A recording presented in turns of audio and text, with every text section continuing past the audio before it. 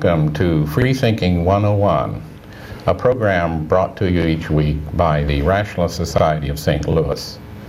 This evening, we're going to have a small panel of members of the Rationalist Society that are going to talk a little bit more about a broader definition of rationalism. In our previous programs, we've related more to the area of rationalism related to religion. In this program, we'll expand a bit more into other areas. The three of us on the panel this evening are DeNatele to my left, and Michael Henry to my right, and I'm Steve Best. The three of us have been subscribers to a publication called the Skeptics Inquirer, and it takes a rational view of many issues, things that some of you may be interested in and we find very interesting. Such things as extrasensory perception, astrology, creationism, UFOs, are they real or imagined? We have been interested in reading about these things, and the Skeptical Inquirer is a magazine that takes a somewhat skeptical view. I guess that's why the term Skeptical Inquirer is used. And so we're going to talk a little bit about that. Don, how long have you been a reader of the Skeptical Inquirer? I would say probably since it came out in the mid-'70s. Yeah. It's been a well, being a rationalist, I can't say it's been a godsend, but it certainly has been one of my most steady subscriptions over the past 10 or so years. I particularly like its debunking of astrology. Contributors to the magazine will do statistical tests of the claims of astrology, and they will examine tests done by other people. Yeah. And it makes it accessible to someone who isn't a professional scientist. Mm-hmm. It makes all this information accessible to us, and needless to say, for the most part, when you look at the actual facts, there's nothing to the pseudoscience of astrology. Yeah. And you're saying that this magazine really is available and is probably one of the few sources of this kind of information. Yes, I'd say that fairly well covers it. Mm-hmm. Michael, do you have any thoughts about astrology? Astrology, well, primarily, what you just mentioned brought to mind an article that I read in the paper today about the lunar effect. It's not exactly astrology, but it was another article that kind of stirred me up a bit, where they're talking about the apparent occurrence of, or where the frequency of violent crime and rape and things along that line apparently occur during a full moon. And this particular reporter managed to report the facts, but without mentioning that there's really nothing to lunar effect. Yeah. So that was, I believe, examined not too long ago in the Skeptical Inquirer, about how the statistics do not support the so-called lunar effect. I think I've seen several articles over a number of years in the Skeptical Inquirer about the lunar effect. The lunar effect that really isn't there. Right. Yeah. Do you have a particular area of interest that's shown in the Skeptical Inquirer? Well, I have a fairly broad background in science fiction and such, and I find the UFO rehashing of old science fiction themes fascinating, where things that were written in the 30s and the 40s, the Shaver mystery, that sort of thing, just as pure fiction, are now showing up in the UFO world, so to speak, as if they were fact, or if they actually happened. It's interesting.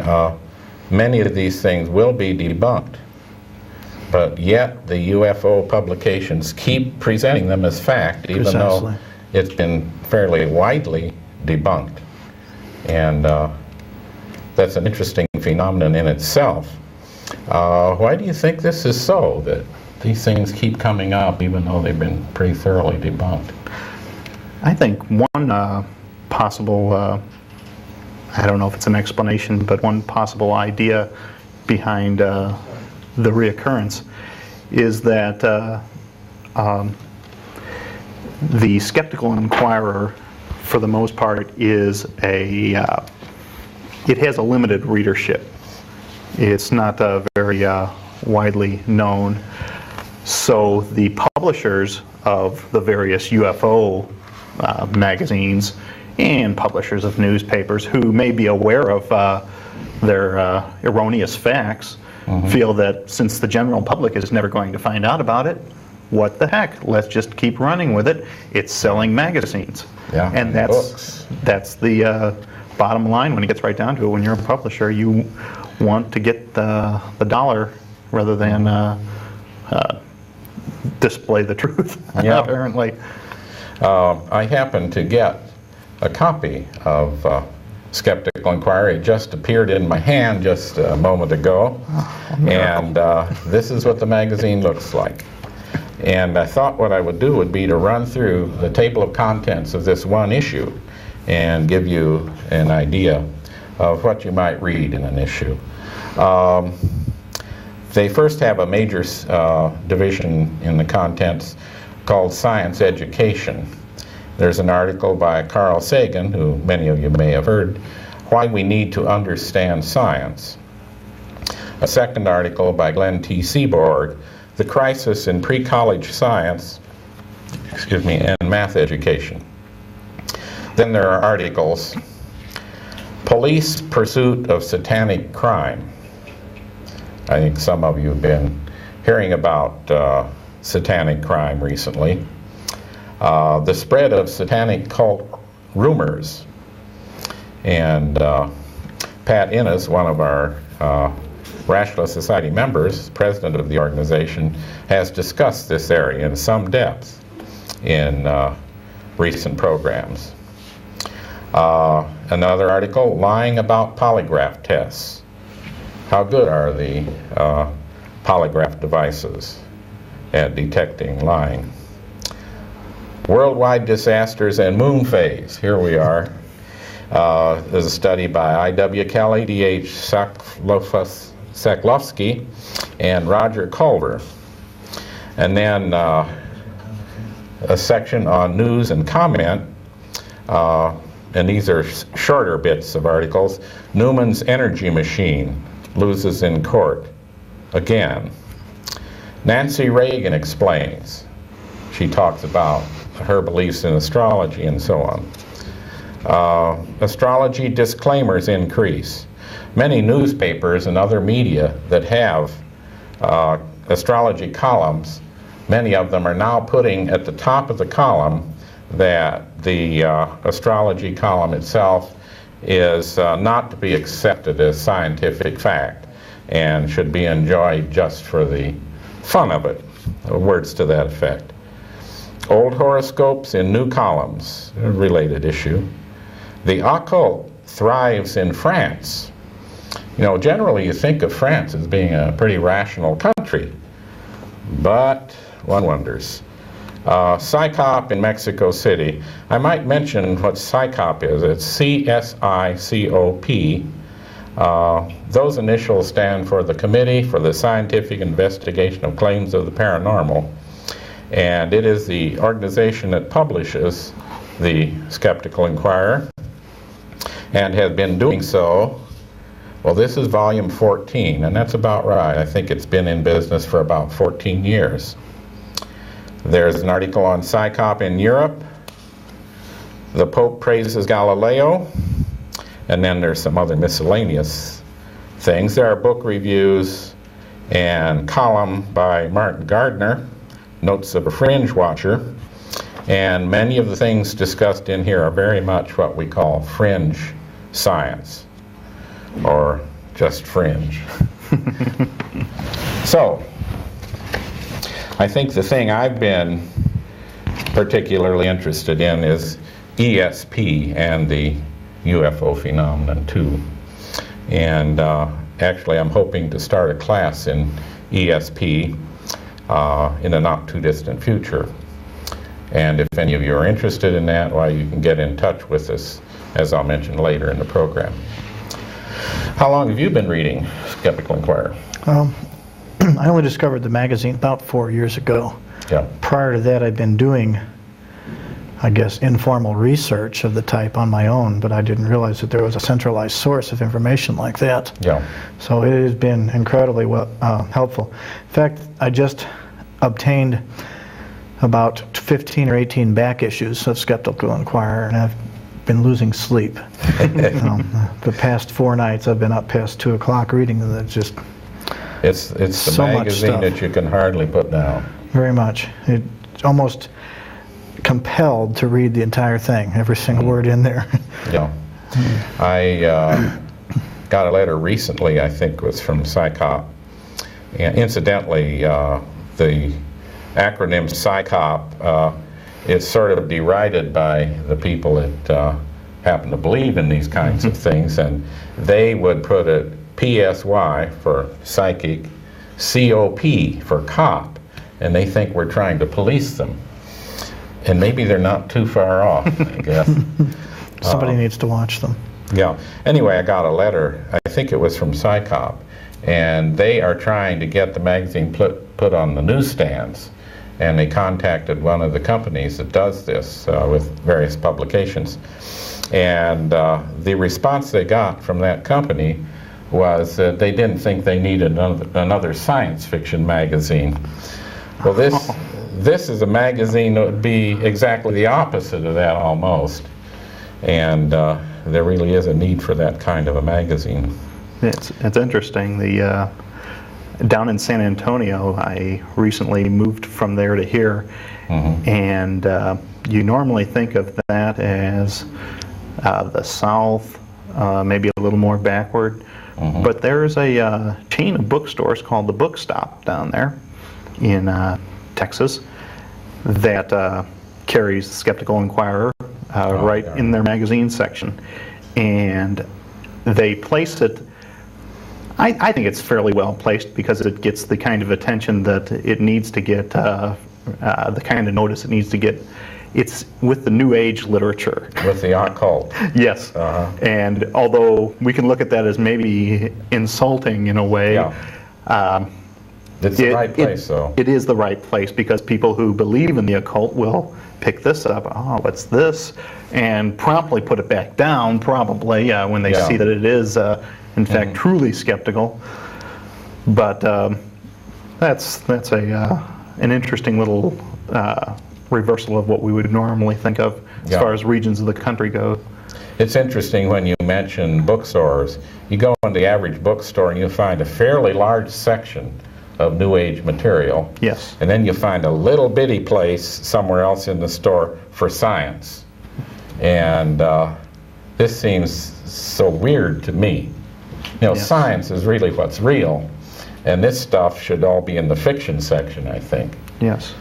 It goes back to the idea of what are people buying these days, and people are literally buying the New Age movement and the whole occult, pseudoscience, anything borderline, if it has any kind of fuzziness to it at all, it seems to be very attractive. Anything that's going to promise to solve all your problems and yet require almost no effort on your part, of course, is going to be very attractive. And various things like you mentioned, ESP, people like to think that there is that ability that can be developed in us and will lead to, I don't know what. I'm not sure what ESP would really lead to if it actually exists. One thing I think it is important to remember is that, you know, some of these things could be true.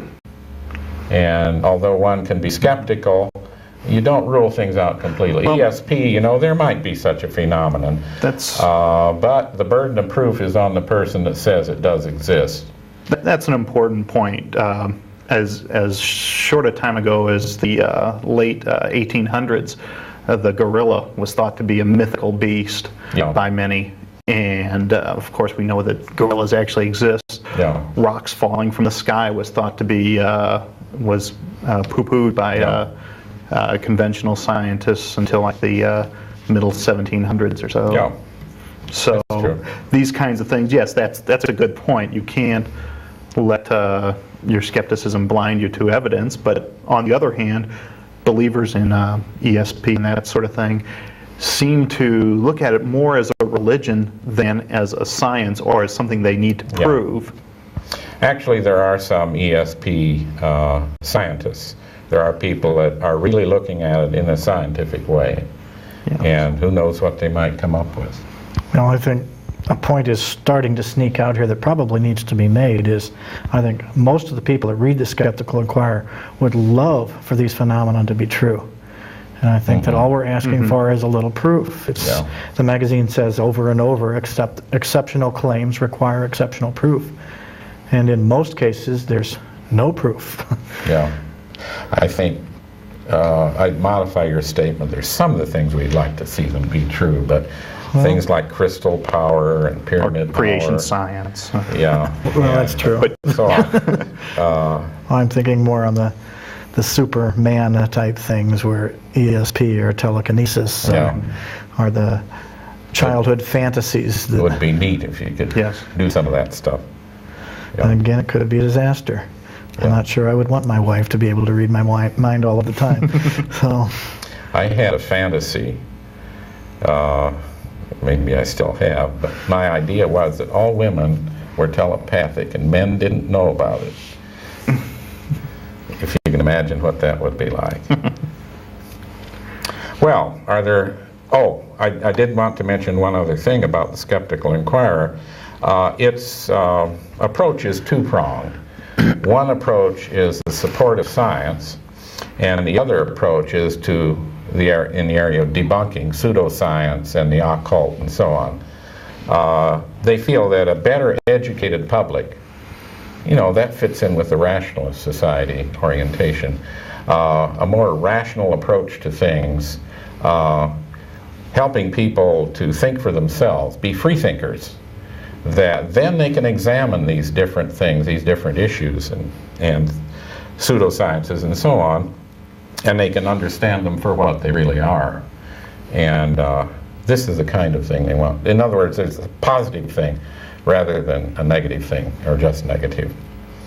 And that's what we're trying to do.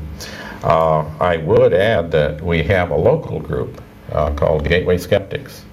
You mentioned, I think you mentioned other group down in Texas? Well, just the bookstore. Just the bookstore. Okay, well, there likely are some in Texas. There are. In West Texas, there's one called West Start, West Texas Society to Advance Rational Thought. And I think there's a group in Houston and a group in Dallas also. In Austin. Yeah, here's a West Texas one.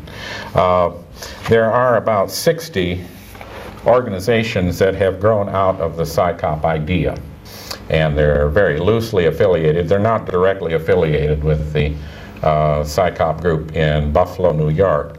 One of the most recent ones is the one in St. Louis. And if people would like to hear more about it, well, you can get in touch with us. The ESP thing, I think, is really quite interesting. If you look at ESP, the history of it goes back to, I think, the psychics of the last century, and where they felt they were getting messages from beyond. And then the first scientific efforts to look at extrasensory perception started about the same time, maybe in the late 19th century. Started in England with the psychic, the institute, not institute, I forget what the name of the organization for psychical research. And then one started a few in this country, a few years later. And there have been people investigating ESP for some time. And again, they the proof is very scant at this point. There will be a big flurry about some kind of research that seems to be bearing some fruit, and then it'll sort of fade away, and then something else will become popular. But what they found so far is that in the past 100 to 150 years, no, I guess it's about 130 years altogether, that they're no further ahead in this kind of research than they were at the beginning. And to most scientists, this would say, well, you can drop that issue then because it's not paying off. But still there are people that want to believe, and I think maybe that's the key. They want to believe. It seems like there were a pair of sisters in the late 19th century, early 20th. Yes, sisters. That's right. And they were some of the most convincing spiritualists around. Yeah. And they later admitted it was all fraud. Yeah, a hoax. Yes, that's interesting. And yet people like Kreskin and magicians in general will sometimes perform tricks. Like James Randi, for example, is a professional magician and heavy contributor to the Skeptical Inquirer. Will sometimes perform tricks before auditoriums full of students. And he'll tell them at the beginning of the performance, everything you see is a trick, it's all natural, and he'll tell them at the end, and they'll pass out questionnaires, and sure enough, a good percentage of the students will believe that he has psychic powers even though he doesn't know it, or he has a demonic possession of some kind. Yeah. I saw an interesting tape of a lecture he gave in Southern California. One of the things he demonstrated that night was I'm sure you've read about this in the Skeptical Inquirer, the psychic surgeons from the Philippines. Yes. You read about that too? Oh, yes. And these are people, I guess they've been doing it for generations, and I'm not sure how long, but they will, someone has a complaint about a cancer condition or something, they'll have them bare their stomach and so on, wherever it is, I guess, and then they'll use their hand to psychically go in and pull out the diseased part, and they'll throw it over in the corner and so on. And James Randi demonstrated on one of the students there exactly how this is done, and it looks like he's going right in there and grabbing something, and there it is, and he drops it in a little bowl there, and the blood seems to comes out of it and so on. Yeah. But he explains to him how he does it, and he bends his thumb or his knuckles so that it looks like he's going right in there and pulling things out, and he does it in a very humorous way. And he makes the point that if you're going to investigate people that make these kinds of claims and do a thorough job of investigating, you really need to have a magician there. Yes. Because the magician is the one who can catch the person that's doing the fraudulent activity. And he has a standing offer. It used to be $10,000. I think it's $100,000 now, to anyone that can scientifically demonstrate that they have some kind of psychic power. I've been trying to think of some kind of a scam that he couldn't detect, but the other side of that is another magician comedy team, Penn and Teller, put out a tape recently it's called Cruel Tricks for Dear Friends, and it's basically a series of scams that you can use to take advantage of quote-unquote gullible New Age people. Yeah. And it's really quite tempting to pick up a few extra bucks selling them some of this stuff, but not quite cruel enough, or either that or they're not dear enough friends. I'm not sure. What was the name of the tape again? Cruel Tricks for Dear Friends. I'm going to have to take a look at that. That sounds very entertaining. I've often thought, if a pretty intelligent person could figure out some kind of a scam in this sort of area, in the New Age area, and could really turn quite a few bucks. There are people that have done this sort of thing, and some of the people that have written books on flying saucers and Amityville Horror I was reading about last night. It totally falls from start to finish. The people involved have admitted that they made it up over many bottles of wine. Yeah. And it's made many people millionaires. Yeah. But, you know, if you had that turn of mind, and you were intelligent enough, you probably could clean up. And I suspect there are some people that have done that. I'm not so sure I it's won't so name much names, but I'm not so sure it's so much intelligence as the willingness to really take advantage of people. You have to be cruel. yeah. You'd have to have a certain deficit in the area of ethics. Yeah. Definitely. Well, that brings to mind an area that's more interesting to the rationalists, I think, and that is the people who are the TV evangelists and the faith healers and so on that are really milking lots of money from people's pockets with all sorts of claims of what they're doing for them and so on. And it seems to be the sort of the same kind of thing. Yes. They're doing it in the religious area, but it seems like the same kind of scams. I wish we could have talked about James Randi's sting on the man in California, Right. who was actually using a tiny transmitter that fit, or tiny That was in receiver that Florida. fit in his ear. Popov. Oh, okay. Popov, wasn't it? Yes, Peter Popov. Well, I wish we could too, but we're running out of time. I hope this kind of a program appealed to our audience, and if you would like to find out more about my ESP program or class that I'm going to start, or if you'd like to address any of the other things we brought up tonight, you can reach us at Box 2931, St. Louis, Missouri 63130, or you can telephone us at 298-6649. We'd like to hear from you, and we'd like to do some of the things you'd like us to treat on this program. I want to thank Don DeNatele and Michael Henry for being on this program with me, and we hope we've given you some of the spirit that's involved in the skeptical movement. Thank you.